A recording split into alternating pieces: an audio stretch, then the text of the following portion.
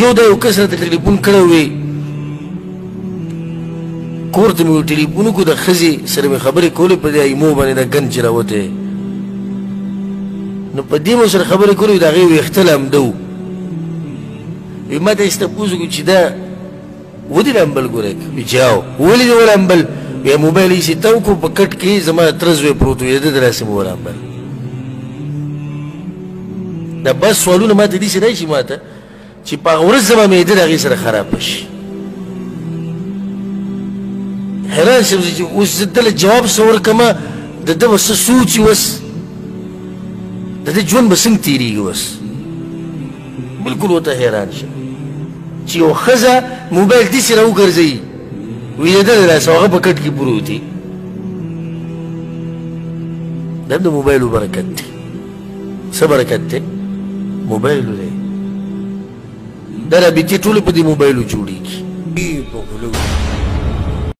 لږ وخت پاتې دی څو نصیحتونه به ذکر کړو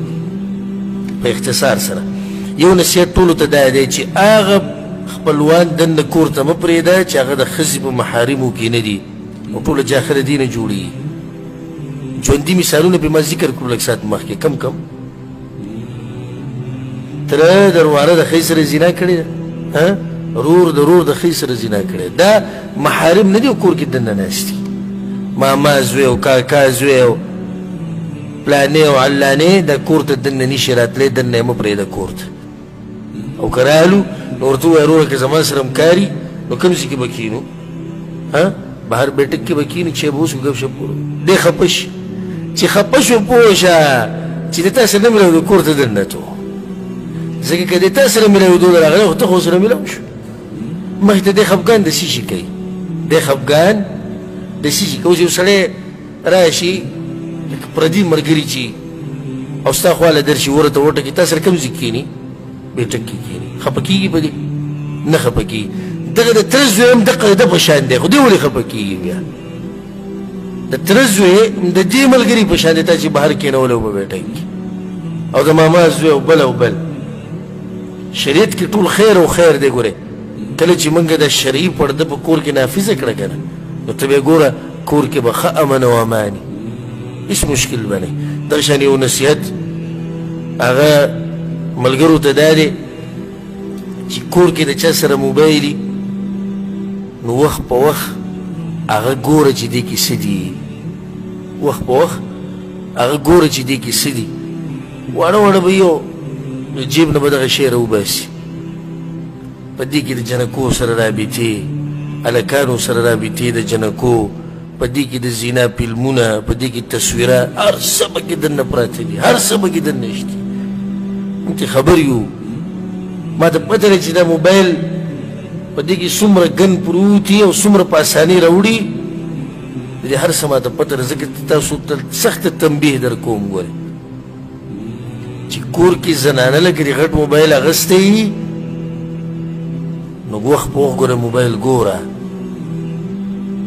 که کور کې د زوی سره د موبایل وي کله نه کله ورته اواز کولی که څه دي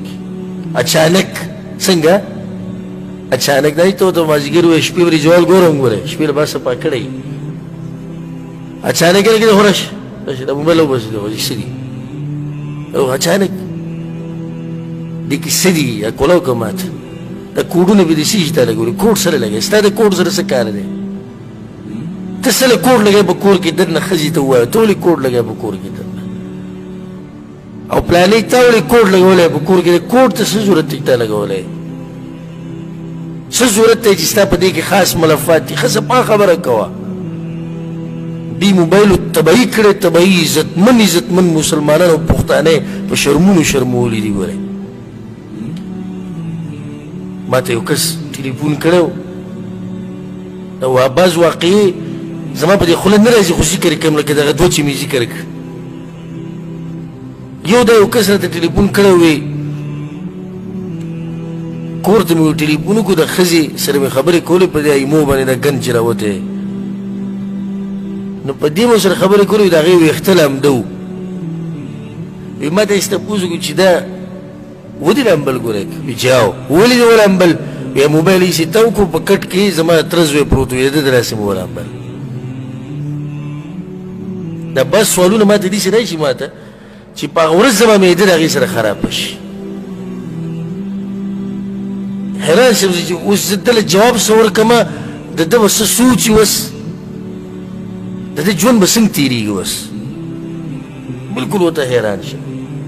چې یو ښځه موبایل داسې را وګرځوي ویدېدلی راسه هغه په کټ کې پروت وي دا هم د موبایلو برکت دی څه برکت دی موبایلو دی دا رابطې ټولې په دې موبایلو جوړېږي لور دې په کور کې دا غټ موبایل ته د سره ضرورت نشتی شتي ضرورت جنۍ ته چا ویلي ته غټ موبایل ګرځوه ټلیفون نه کوي جي ټلیفون نه کوي د مور سره موبایل شتي ټلیفون کوي د نیکه سره کور کې موبایل شتي د نیا سره شتي همه ټلیفون کوي که نه بعض وایي دوی چې سبق وایي په سبق کې ورته بعض مسلې راځي د هغې د حل کولو لپاره مو راغستې دي کله چې مسله حل کوي ټوله د خپل موبایل ورکوه که نه ستا په مخ کې دې حل کوي څه ضرورت دی چې د جنۍ سره جدا موبایل پروت دی او په کې جدا سیم دی څه ضرورت دی ما ته به څوک وایي چې ته موږ شکیان کوې زه تا شکي کوم نه زه تا ته دا وایم چې احتیاط کوه څه کوه احتیاط کوه زما خو خپل ځاني دا سوچ دی چې اوس زما لوري او هغه پیغله جنۍ ده او د هغې سره موبایل دی جدا او زما چې کوم خپل خپلوان دي دقه د دې خپل خپلوان دي هغوی که رابطه کوي زما په نمبر کېدی شي د مور په نمبر یې کېدی شي د رور په نمبر یې کېدی شي اخر دې جنۍ سره دا موبایل څه کوي دلته درسونه اوري بیانونه اوري په دغه وړي کې موبایل کې میموري کارډ لګي لګي که نه لګي لګي پکې نن سبا خو الحمدلله هغه امپیتریانې راوتي دي غټې غټې ولګوه پکې درېیم کور ته موازي څه ضرورت دی چې غټ موبایل یې ایښودی په دې کې ډېر احتیاط پکار دی چې د بچو سره سیدي په دې موبایل کې دننه دوی څه ګوري دوی ولې دوه ناستې جدا په کمره کې څه ګوري دوی چې جدا ناستې څه کوي زه یوه ورځ د کور نه راووتم مانځه نه راتلم یو پنځه شپږ ماشومانان عربیان راجمع شوي د ګاډي په خوا کې موبایل یې راغستی و نو زه بیسې راتېر شوم نو एकदम پې داسې ورغلم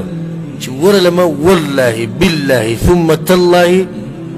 لغړ فلم پکې سټارټ و او د دوی عمرونه به داسې وو 9 10 کاله د دې په خوا کې یو سره د موبایلو د 15 وړو ته راجمع شوي ما سوچ کو چې لکه د دوی غریبانانو هغه مور پلار هم لګیا دي وایي زموږ بچي و تربیت کېږي او هغوی داسې دي هغه دغه یا دلته بار دا چل کوي نو بغیر ضرورته موبایل په کور کې مه ورکوئ دې موبایلو ټوله تباهي وکړه عزتمن خلک یې وشرمول الله دې زموږ حفاظت وکړي دغه شان یو نصیحت دا دی چې کور کې دې زوی لوري او د واده لایق شي نو واده ورله وکړه ته به هم په حیا کې پاتې شي هغوی به هم په حیا کې پاتې شي یو نصیحت دا دی او دا به مختصر ذکر کوو چې داسې کور په داسې علاقه کې ځان له کور جوړوه او داسې ځای کې ځان له کور په کرایي نیسه چې جومات ورته څه جومات نږدې دا ډېر غټ اثر کوي په کور باندې دا بانک چې اورې چې منزل وځي ټول تقریر اورې دا ډېر غټ اثر کوي دغه شان کور چې کوم ځای کې هلې نو دینداره ګاونډي خوا کې اخله ګاونډي ډېر اثر کوي په کور باندې لکه ستا د بچي به اکثر چېرته ځي راځي د ګاونډیانو کره به ځي راځي او هغوی به دلته راځي نو چې هغوی دینداره خلک ستا په بچو باندې به اثر وکړي دم هم دینداره شي او چې هغوی بېدینه ستا بچي به ورسره هم بېدینه شي او دا به اخرنی نصیحت ذکر کوم اگر که نور ډېر دي خو وخت نشته د حرامو نه ځان ساتئ حرام نه دي نه ځان ساتئ